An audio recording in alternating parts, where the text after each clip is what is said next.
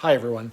I've already tried to make this video a couple of times and I haven't been that happy with it. I'm gonna make another attempt here and try to keep it as concise as I can and just go through a comment that I'd like to respond to left by bitphr3ak on my video, Shooting Civilization in the Neck, the Escalation. And I found the comment that bitphr3ak left quite interesting because here in a video where I'm explaining an interaction that I'd had with someone that I've known quite well, for nearly my entire life, and the poor argumentation and whatnot that this person engaged in, bitphr3ak, really, unfortunately, you left me a comment that just exemplified all of the same problems that this person exemplified. And what I'm hoping to do with this, I'm not interested in being who's super critical of you or anything as a person. I don't know you, but I do have to tell you that this comment that you left is just full of like sophistry. I mean, it's not well reasoned. The analogies don't work.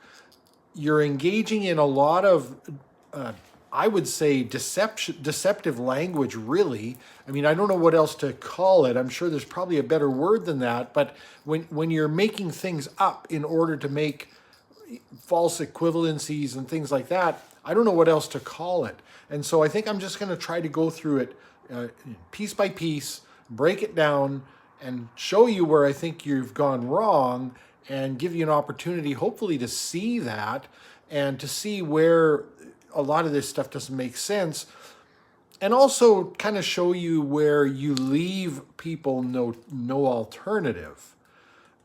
So let's just go through it. So it starts with, Charlie Kirk was also punching civilization in the face with his extreme, divisive, and dare I say, hate-filled speech. Well, here it begins right off the bat, right? Because when I coined the term punching civilization in the face for the video that I did make with that title, there was an actual punch, right? I was referring to something that had actually happened, and I was analogizing what I think happens when you do things like that to civil society, when you essentially throw the conventions of civil society, like, that we don't really endorse vigilantism and taking matters into your own hands, and we govern by the rule of law with things like due process and, innocence until proven guilt and things like that, and you throw them in the garbage. And so I think my analogizing that to punching civilization in the face was actually apt. In this case, there's been no punch in the face, right? So to say Charlie Kirk is punching civilization in the face, that doesn't make any sense. Charlie hasn't punched anyone. And then you say extreme, divisive, and dare I say hate-filled speech. Well, those are all subjective opinions. Like the punch in the face, that is an objective act that occurred, an objective fact about reality. And these are all subjective opinions. And so you issue no recognition of the fact that these are your opinions. You don't contend with the fact that many people, obviously including Charlie Kirk himself, don't feel that these things are necessarily divisive or extreme, what even that means, or filled with hate.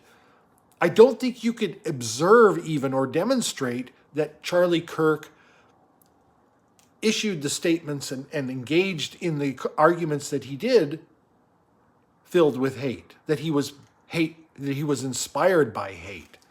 He seemed to me, especially when I watched him deal specifically with trans people who were, sort of in this exhibiting pain and confusion and whatnot, he seemed to be very compassionate with them and wished them to, before they made any rash decisions that would alter things irretrievably, that they get some therapy, get some care, and try to make sure they know exactly what they're doing. And his greatest wish for them is actually, my personal stance on the whole thing is, I think, like, I'm kind of even against getting surgery unnecessarily. Like, I think surgery is one of those things where, there are risks, of course. There's always risks to surgery. There's risks to anesthesia and things like that. I mean, there are people who've died for a butt lift. I mean, this has happened, right? And so my take on surgery is we're so lucky to have it, for people who need hip replacements and knee replacements and all kinds of other things like that. And obviously much more, like cranial reconstructions and all kinds of things like that. Thank heavens that we have these highly skilled people. It's quite a craft. It's damn near an art. We're so fortunate to have it, but I think it should be avoided actually at all costs. Like, I thought I was going to need rotator cuff surgery for years, and I decided to avoid it at all costs. And I altered the way I was working on the hoists and things like that. I did a lot of different things, some different exercises and stretches primarily that I was trying to use to change posture, stretch out my chest muscles, pull the shoulders back and down, all in the efforts to avoid this rotator cuff surgery. And I did know someone who had to have both shoulders done, and they had complications, and they've just never been the same since. And I think it's to be avoided at all cost. You're never the same. Scar tissue is never the same as original tissue. And I think ultimately there are a lot of potential issues with cross-sex hormones and other things like that. I think we may even see a time when it becomes clear that the cancer rates amongst people who've engaged in all of this stuff are actually higher than people who haven't. And I'm concerned about all that. So I think the kindest thing we can do for people with genuine gender dysphoria is help them come to peace with their own body as it is, to love and enjoy their body as it is, as healthy and all of that. I think that's the compassionate thing to do. That's just my own position on it. And I think that kind of was Charlie's position. And he never came at that with anything but compassion. I didn't see hate. I didn't see ridicule, mockery, any of it. So on the first point, I think you have to acknowledge, you got to at least contend with the fact that these are just your opinions. And that doesn't mean anything actually in the broader context. I think this is why, wiser minds than us perhaps at some point in time recognize the value of freedom of speech, because no one among us is, the grand architect of truth. We need to allow people to speak so that we can figure out, hopefully, iron sharpens iron. Over time, we can come to a better understanding for sure, but we shouldn't deny people the right to speak because their opinion differs from ours. While I don't condone violence, I'm not naive enough to know that it's sometimes necessary. I believe that, that's a good one, right? But when is it really necessary? Like, when do we endorse violence? Well, in an extremity of self-defense. So the interesting thing about that, of course, is you're referring to an assassination. That's not self-defense, right? By definition. So you're speaking at cross purposes with yourself here, because the only time we really endorse violence is in the extremity of self-defense, which was not what was at play here.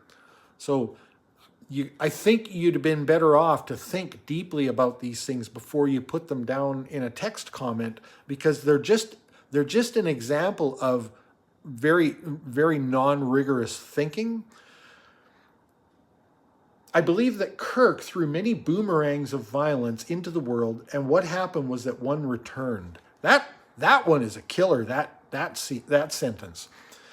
Well, first and foremost, there were no boomerangs, right? So there's another analogy that doesn't really work. I understand your analogy was trying to be that what he put out into the world was what returned to him, that's the boomerang, but there are no boomerangs of violence. Charlie Kirk didn't throw any bullets out into the ether and one returned to him. And I think what you're really trying to do here, obviously, is you're trying to draw an equivalence between Charlie Kirk and his dialogue and the assassin's bullet. And in fact, it's kind of an uneven equivalence if you think about it, you're trying to draw here, because you're saying he threw out many boomerangs and only one returned. So it's like he got off lucky, I guess, because he only got killed once or something like that. That he was actually responsible for more violence somehow than what was returned to him. The only problem is he's never engaged in any violence. To my knowledge, he's never engaged in any violence. So, like, this doesn't work. And this is very similar to what the person I was referring to in my video that I'd had the exchange with, they had to do. These are the things you have to do when you want to villainize somebody who actually hasn't done anything worthy of it, is you have to make it up. You have to fabricate it somehow. With her, it was saying this is coded language. So him having 1776 on his Instagram was not him celebrating the heritage of a country that had gained its freedom. No, it was as coded language to draw people to conflict, to violent conflict. That's a complete fabrication. The whole idea of coded language is just your way of putting words in people's mouths that they've never said. It's the same as a stochastic terrorism. This is another bullshit made-up term that is there in lieu of any actual evidence for the claims you'd like to make about someone, and it's sophistry. It's bullshit. Most people would easily see through it, but I think people who are sort of already along the same mindset as you are making that, they might not be critical enough to sort of notice what's going on, what you're doing. But it's complete and utter garbage. I mean, you gotta do better than arguments like that. I hate to say it. Like, I want to be charitable because I do appreciate you leaving the comment here. I think it's instructive. I'm just hoping it's instructive to you. Like, that's what matters the most here. Because the rest of us here, some of us have already commented on it. We already sort of get it, right? He clear-cut, paved the space, and built an ideological foundation on othering people in destructive ways. What was the destruction? And othering people is another term. Like, I don't know that he othered anybody. He called out behavior or institutions or things that he didn't think were right, and then he made arguments to demonstrate that, and he provided a lot of data points and tried to make rational arguments. Was he wrong on some things? Sure. Who among us is going to lay the claim that they've never been wrong anything? But what he didn't do was clear-cut anything. He didn't pave anything. So these little analogies that you're using, like, where is the clear-cut area? Show me where the clear-cut area is. Where is the place that he paved? You're sort of building up this imaginary area that was once, a lovely forest or something, and now it's never going to be the same again because he paved it. But where is it? Where does it exist? He made arguments and he provided data, and some people disagreed with him. Okay. We all have different opinions. We all have different viewpoints on things. And if a person can't make an argument for the things that they believe, which is the least violent thing a person can do, really, ultimately, then what are they to do? And I think the answer amongst these people that I would call peer authoritarians is to just shut up. The Destiny, the streamer, basically saying, listen, if you wanted Charlie Kirk to still be alive, you shouldn't have elected Donald Trump. And if he had his way that way, well, he would just love to make that case for everything. Like, just stop wanting what you want and do what I want, and then we won't kill you. To all the free speech absolutists out there who think that words of violence don't carry weight, that manipulation doesn't result in action, or that propaganda doesn't corrupt individuals, remember Charles Manson never killed anyone. Well, first and foremost, I'm not suggesting that I think words don't have influence on people and things like that. Ultimately, of course, we should all be responsible, and we are all responsible for our own actions. So, a lot of this is in this vein, with the boomerangs of violence returning, and also words have meaning and stuff like that, is a little bit of victim blaming, but I don't think you thought this one through here, right? Yes, that's right. Charles Manson didn't kill anyone. And neither was it a Charlie Kirk acolyte that killed someone. Someone killed him. So if words have influence and impact on people, and we're concerned about, and we're talking about Charlie Kirk being killed, we would have to look at who influenced the killer and what they were saying. And I hate to tell you this, but the people he was listening to were saying things more like you. So do we curtail your speech? Do we tell you that you got to stop talking the way you're talking? I mean, hate-filled speech, that's almost a direct quote from what the assassin himself wrote to his roommate as his reasoning behind doing this. That little phrase has been passed out around amongst leftists for quite a while as something kind of actionable, and then it became actionable. And you quote this thing about Charles Manson, and I think you completely missed the connecting the dots here, and the dots connect to your speech more than they do Charlie's, because that's who took action here, was someone killing Charlie Kirk. You got to think these things through, I think, better. I think, do thought experiments, run these ideas out to their logical conclusions, and look at them from different angles. Do internal critiques on your own ideas. That's really important. I've talked about this before, but that's what happened to me. Is I held a position on a very important topic since I was about 13, because my dad, overheard me talking about it, and he barked something at me, a conclusion. He was speaking in conclusion language. By the way, that's a very important thing to watch out for when you're engaging in dialogue, when you're listening to other people, talking heads, ideologues, activists, newscasters, opinion, pundits, things like that, is listen for conclusion language. People making assertions without actually providing any good reason for you to accept that conclusion, or any information, any empirical evidence, et cetera, to support it. It's very important to watch for. And so I remember my dad, I remember it not as if it was yesterday. I'm not going to make that claim, but I remember it quite well, him barking this thing to me as a conclusion. Here's this, he was a big man with a booming voice, very, very influential person in my life, obviously, and someone who I quite respected. And I didn't realize it, but in that moment, my belief system, my position changed. And it changed for, probably 20 years or so, before I realized one day that I held this position on this important topic, but it was for the wrong reason. I'd never analyzed it. I'd never done an internal critique of my position. I'd never looked at the best arguments from both sides of that kind of debate or whatever. And so I embarked on a process of doing this. And I did that. I went to the other side of the issue, and I looked for the best arguments I could find. I wasn't going to straw man it. I wasn't going to take the weakest arguments. I wanted the best. And I went through a process of hot tub deliberations, thinking it through, running different ideas out to their logical conclusions. And I eventually came out the other side actually still believing the same way as I did going in. But this time, I could make a case for it. I had good arguments for it, and I understood the arguments against it, and I understood them on their own merits. I was willing to at least acknowledge, and this is one of my own personal philosophies, is if you want to be honest with yourself, you got to at least acknowledge the best points of the other side and the legitimate arguments of the other side. You got to at least acknowledge them.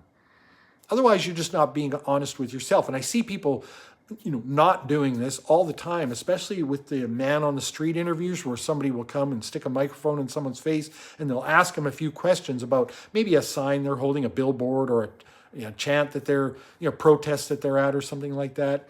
And they'll ask them a couple of questions, and and it doesn't take long, when the questions get tough enough, the people flame out. They start flailing, and then they rage quit. Because they ultimately, I think, the cognitive dissonance catches up with them. Internally, they're realizing, subconsciously, I think even, that they don't know what they're talking about, that they haven't reasoned it all through. And I think it's really important to do that for integrity within yourself. Like, that ought to be your primacy, is honesty with yourself. Like, you can't really formulate any solid ideas if you're not honest with yourself, and you can't be honest with other people if you're not first honest with yourself. So I would urge you to engage in some of that going forward. Again, if someone is guilty, or if someone here has influenced to the point of violence, it's with words more like what you said than with words like Charlie Kirk was speaking, because it is Charlie Kirk who has been laid to rest now, right? We are all responsible for carrying the weight of civilization on our backs. And like Sisyphus, it's a rock we must continue to push it up that hill, even if others are pushing in the opposite direction. I agree with you. That's what has a lot of people really concerned right now, especially with the chorus line of people coming out and celebrating, like nasty celebrations of what's happened, and calling for more murders. And Destiny again saying that Republicans need to be afraid for their lives. The thing is, so I agree with you, like civilization is all of our responsibility. And even as someone is pushing it against in the opposite direction, the question is, who is that? And how do you know? Because some people think it's you, right? Charlie Kirk thought it was some other people, and some other people think it's Charlie Kirk. And you got to at least acknowledge that. You got to at least contend with that. This idea that your opposition is evil somehow, and really that's the case you're making here, hate-filled, evil, or divisive, extreme, all of those, you're really kind of making the case that Charlie Kirk was an evil person. But he felt that some other people were evil, likely. And so how do we make this determination? And how do you sort of have this arrogance that you know absolutely that you are 100% in the right on all things? Like, that is a highly arrogant position. And I think the healthy thing to do is to at least acknowledge that your ideological opponent could be wrong, but they're probably not evil. And if they could be wrong, you might be wrong too. And to even, again, be honest with yourself enough to acknowledge that you might even be the one pushing the rock in the wrong direction, the civilization in the wrong direction. And to cautiously analyze those things within yourself. I think it's really wise to engage in that. But again, at the very least, you got to acknowledge that somebody thinks it's you that's pushing it in the wrong direction. And what does that justify them to do in that name, right? And so that's why, of course, freedom of speech is so important, because we want to keep it in the realm of speech and keep it out of the realm of violence. That's why it's so important. So to, somehow imagine that someone should have their speech curtailed because it might lead to violence, you're doing it wrong, because the whole point is to use speech to keep it out of the realm of violence. And to the extent that people do move it from the realm of speech into the realm of violence, pushing the rock of civilization up that hill or carrying it on our backs, is to denounce and reject that wholeheartedly en masse, so that the minority of people who would move things from the realm of speech into the realm of violence understand, at the very least, if nothing else, that they are in the absolute minority and they will be rejected for it. And not only that, but that, yes, we all recognize that there are times when violence is in fact necessary, and it is in the extremity of self-defense, even by proxy, potentially.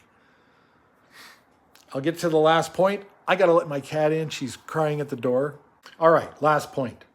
Zero tolerance for intolerance is a paradox I'm willing to live with should intolerance threaten the existence of tolerance. Well, that's another good one. I don't think you thought that through. What is the ultimate intolerance? Well, the ultimate intolerance is murder, right? Is to remove someone from their life and from their family. I'd made a lot of good points on my other videos. Believe it or not, you're getting off easy with this one because it's actually much shorter. And I might try to make some small videos including those points down the road. Maybe not even addressing them specifically at bitphr3ak's comment, but but just in general, because I think they're good. But the paradox of intolerance for intolerance to protect tolerance, et cetera, et cetera, when really the most tolerant thing to do is to talk with someone. The intolerant thing to do would be to try to make everything illegal that you disagree with, or threaten and cajole people into silence if you disagree with them, or heaven forbid, killing them. So the most intolerant thing that occurred here was murder. And you're somehow making this about protecting tolerance. It doesn't make a lot of sense, right? The most tolerant thing you can do, by the way, is to tolerate other people's ideas. See, Charlie Kirk wasn't intolerant of people's ideas. He challenged them to make the case. He challenged them to bring them out. He brought them out, and he had dialogue with people. He didn't do anything to those people if they left the microphone still disagreeing. He didn't do anything to them. It was all about discussing the ideas. As many people have said, you killed the negotiator. That's not a good thing to do. We don't have to agree on everything or with everything, but we have to learn to agree to disagree in ways that don't fracture society. Civilization depends on it. I agree. What is one way to not agree to disagree in ways that fracture society? Well, again, killing someone. Publicly murdering someone in front of thousands of people, in front of their family, and in front of the world at large via, the connected world nowadays. How is that agreeing to disagree and not fracturing society? Like, that's the most fracturing thing imaginable. And you're saying all of this in some ways. I know you said you don't condone violence, but you're using all of this as a way to kind of say Charlie Kirk had it coming, or he shouldn't have been doing what he was doing, or whatever. We don't have to agree with everything, but we have to learn to agree to disagree without fracturing society. Well, again, many people will say, you killed the nice guy, you killed the negotiator. I feel like you're kind of one of these peer authoritarians in a way. You're a peer absolutist. And by that, I mean that I would have to ask you, you say that he engaged in this extreme, divisive, how would you have him approach it? What would be acceptable to you?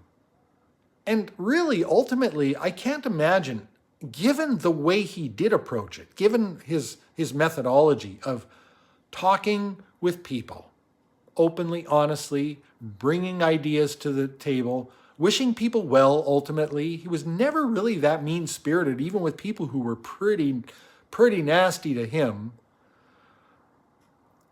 If that wasn't good enough for you, if that is hate-filled, divisive, extreme boomerangs of violence, then what would be tolerable to you? And I can't imagine anything would be. I think, if you're honest with yourself, where that sentence goes is you're basically doing the, Stephen Bennell Jr. or whatever it is, the Destiny.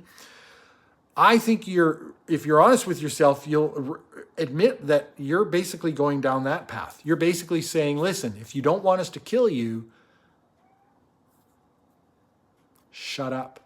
Don't bring your ideas out. They're hate-filled, they're divisive, they're et cetera, et cetera. Instead of understanding they're just a different viewpoint than you. And you're not an absolute authority on anything. And so that's why we have the marketplace of ideas. That's why we have dialogue. That's why dialogue is the least offensive option. It's the least objectionable option. It's civilization itself. What Charlie Kirk was doing is literally civilization itself. I'm not going to harm you. I'm not going to try to have you pushed out to the fringes of the town square or society at large or anything like that. I'm going to try to convince you, and I'm going to make good arguments. Why do you think Charlie Kirk and Candace Owens spent so much time doing debate drills? To other people? That doesn't make any sense. He could have just spoken in conclusion language like, I dare I say it, your side does. I'm making an assumption here, but if it's not, you're using all their claptrap. So if you're not on that side, you might want to stop doing that. I think you should stop doing that anyway, because none of it is actually any good, right? They didn't engage in debate drills to make up a bunch of terms that are actually a placeholder for real arguments and real evidence. No, they engaged in debate drills because they wanted to learn how to make good arguments, how to think on their feet, how to be, sort of extemporaneous, and also to have lots of data points at the ready that they can access readily. That's civilization. That's the Enlightenment, So anyway, I don't mean any of this as an attack, because I do appreciate the engagement. I got to be honest, it's similar to the example of this person that I know. I don't hold out a lot of hope, and it's not because I know anything about you. It's because I've been watching, and I've witnessed a lot of things about people who speak in the kind of ways that you're speaking here. And they tend to be pure authoritarians. They tend to be win at all costs, kind of nihilistic, really. I'd like you to prove me wrong. I would love it if you were to come back and say, I'd like to talk more about this, or you've got me thinking, or I see what you're saying. I'm not asking for you to agree with me either, by the way, on the core topics here. What I am asking for you to do is to recognize that you didn't make a single good argument here. Not a single one. Maybe, we all have to carry civilization on our backs. But the things about Charlie Kirk, you didn't make a single good argument here. In fact, often you made the opposite argument without realizing it.